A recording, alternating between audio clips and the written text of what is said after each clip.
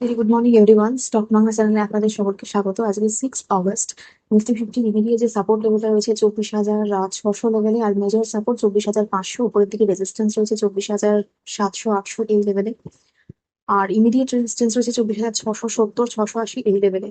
Bank নিফটির ক্ষেত্রে 55,200 লেভেলটা নিচের দিকে সাপোর্ট লেভেল হিসেবে কাজ করছে, উপরের দিকে রেজিস্ট্যান্স 55,400, 500। সেন্সেক্সের ক্ষেত্রে 80,550 লেভেলটা নিচের দিকে সাপোর্ট লেভেল, আর উপরের দিকে 80,800, 900 এই লেভেলটা রয়েছে রেজিস্ট্যান্স। আজকে গিফট নিফটি সিগন্যাল দিচ্ছে ফ্ল্যাট ওপেনিং এর। আর যদি গ্লোবালি আমরা দেখি, সেই রকম ভাবে কোনো বড় মুভমেন্ট নেই, তবে নেগেটিভে ক্লোজ দিয়েছে।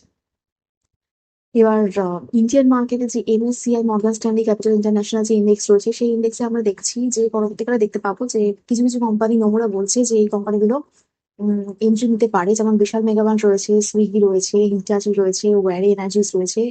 এরা এন্ট্রি নিতে পারে, এরা এন্ট্রি নিলে একটা ভালো রকমের একটা ইনফ্লো আসবে ইন্ডেক্সে। তো মানে শর্ট টার্মে এই কোম্পানিগুলোর ভালো মুভমেন্ট দেখা যেতে পারে, আপনারা স্টাডি করার জন্য রাখতে পারেন এটা। আর যারা বিদায় নিচ্ছে হচ্ছে সোনা কমস্টার আর থার্ম্যাক্স লিমিটেড রয়েছে, এরা আর কি এক্সিট করছে। তো স্টাডির মধ্যে রাখতে পারেন এটাকে। এছাড়া জেএসডব্লিউ সিমেন্টের আইপিও আসতে চলেছে। এছাড়া আমরা আদানি পোর্টের রেজাল্ট দেখলাম। নেট প্রফিট ওদের 7% গ্রোথ হয়েছে নেট প্রফিটে, যা এস্টিমেশন ছিল তাকে বিট করেছে। এছাড়া আরেকটা নিউজ রয়েছে যে গৌতম আদানি যে কি ম্যানেজারিয়াল যে রোল ছিল সেখান থেকে উনি এক্সিট নিচ্ছেন। তো যেহেতু ম্যানেজমেন্টের একটা চেঞ্জ হচ্ছে প্লাস রেজাল্ট হচ্ছে, অবশ্যই এটাকে ফোকাসে রাখতে পারেন। বার্জার পেইন্টের ক্ষেত্রে আমরা নেট প্রফিট দেখছি 11% ডাউন রয়েছে, রেভিনিউ 3.6% আপ রয়েছে। অ্যাকচুয়ালি এক্সেপশনাল লস হয়েছে ওদের, সেই জন্য ওদের রেজাল্টের এরকম অবস্থা। পেইন্ট আজকে পুরো সেগমেন্টটাকে আপনারা ফোকাসের মধ্যে রাখতে পারেন। নিউ স্কাই কর্ণাটকা গভর্নমেন্টের সাথে পার্টনারশিপে রয়েছে পাবলিক সেফটি স্ট্রং করার জন্য। এবার new sky Ratan India enterprises আন্ডারে একটা কোম্পানি রয়েছে, মানে সাবসিডি টাইপ। তো এটাও নিউজে রয়েছে, দেখতে পারেন। এছাড়া আত্মনির্ভর ভারতের আন্ডারে যে ইন্ডিয়ান আর্মি ডিল পেয়েছে, ওর আন্ডারে ডিলটা হচ্ছে ইন্ডিয়ান আর্মির একটা ডিল, ওটা পেয়েছে হচ্ছে এক্সিস কেটস। ডিলটার ভ্যালুয়েশন হচ্ছে 223, প্রায় অ্যাপ্রক্স হচ্ছে 224 কোটির মতো।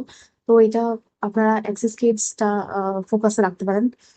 এছাড়া আমরা দেখছি যে Titagarh rail system Mumbai metro লাইনের জন্য প্রজেক্টের জন্য একটা অর্ডার পেয়েছে, 1597 কোটির অর্ডার। তো অবশ্যই টিটাগড় রেল সিস্টেমকে, রেল সিস্টেম, রেলের এই সমস্ত যে স্টক গুলো রয়েছে, পুরো রেল সেগমেন্টটাকে এখন প্রচুর পরিমাণে অর্ডার পাচ্ছে। তো আপনারা এর মধ্যে ফোকাসের মধ্যে রাখতে পারেন। এছাড়া গোদরেজ প্রপার্টিজ এর ক্ষেত্রে আমরা দেখছি ওরা নিজেদের লার্জেস্ট এভার বন্ড ইস্যু করার প্ল্যানে রয়েছে। এছাড়া ভিআরএল লজিস্টিক্স, তারা ওদের রেকর্ড ডেট জানিয়েছে 14 অগস্ট, ওরা বোনাস ইস্যু করছে 1:1। এছাড়া গার্ডেন রিচ মৌ সাইন করছে। তো শিপ বিল্ডার্স, এই সমস্ত স্টক গুলো রয়েছে সেগুলো আপনারা ফোকাসের মধ্যে রাখতে পারেন। এছাড়া ভারতী এয়ারটেলের ক্ষেত্রে আমরা দেখছি রেজাল্ট ওদের খুব ভালো হয়েছে, প্রফিট ওদের 43% প্রফিটের গ্রোথ রয়েছে, রেভিনিউ গ্রোথ রয়েছে 28%। এছাড়া ওদের রেভিনিউ পার ইউজার যেটা রয়েছে সেটা 250 রয়েছে। এছাড়া সাবস্ক্রাইবার বেস ওদের বেড়েছে 6.6% আপ। এই যে রেজাল্টটা, ভারতী এয়ারটেলের রেজাল্ট ভীষণ ভালো। তো এরপর এই স্টকটাকে তো অবশ্যই, এবং তার সাথে সাথে টেলিকম যে আরো ইন্ডাস্ট্রি মানে অন্যান্য স্টক গুলো রয়েছে সেগুলো আপনারা ফোকাসের মধ্যে রাখতে পারেন, স্টাডির মধ্যে রাখতে পারেন। সেটা ব্লুস্টোন জুয়েলারির ক্ষেত্রে আমরা দেখছি ওদের একটা আইপিও আসতে চলেছে 11 অগস্টে, এবং সেটা 7,800 কোটি ভ্যালুয়েশন একটা আইপিও আসছে। তো এই দুটো আইপিও এর খবর রয়েছে, এতে আপনারা স্টাডি করে দেখতে পারেন।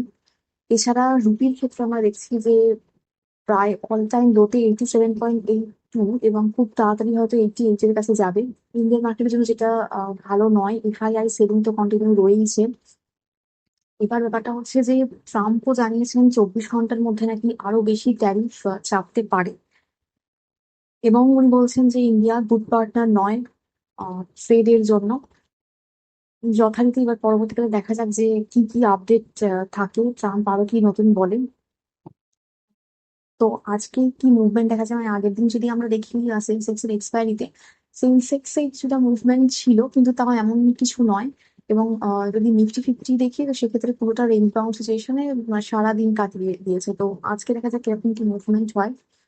এছাড়া সেবির যে নিউজটা রয়েছে, সেবি ফাইন্যান্স মিনিস্টারকে আর কি রিকোয়েস্ট করছেন যে উইকলি যে এক্সপায়ারি সেটাকে আর কি টোটালি বন্ধ করে দিতে।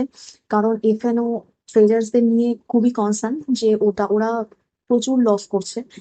আর লাভও যদি করে তো অ্যাভারেজে দেখা যাচ্ছে 3 লাখ মতো লাভ, মানে সেরকম কিছুই নেই। আর প্রায় 2 লাখ এরকম মতো প্রায় প্রতিদিনই ওরা লস করে।